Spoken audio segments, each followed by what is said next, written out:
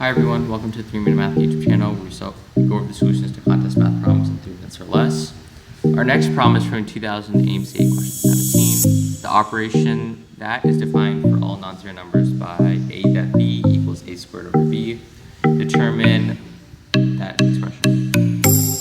So parentheses come first, so let's first evaluate what 1 that 2 is. So it's going to be 1 squared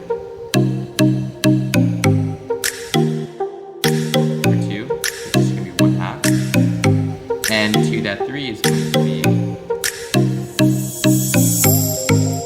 squared 3 plus 4 over 3. Let's plug this back into our expression. We now have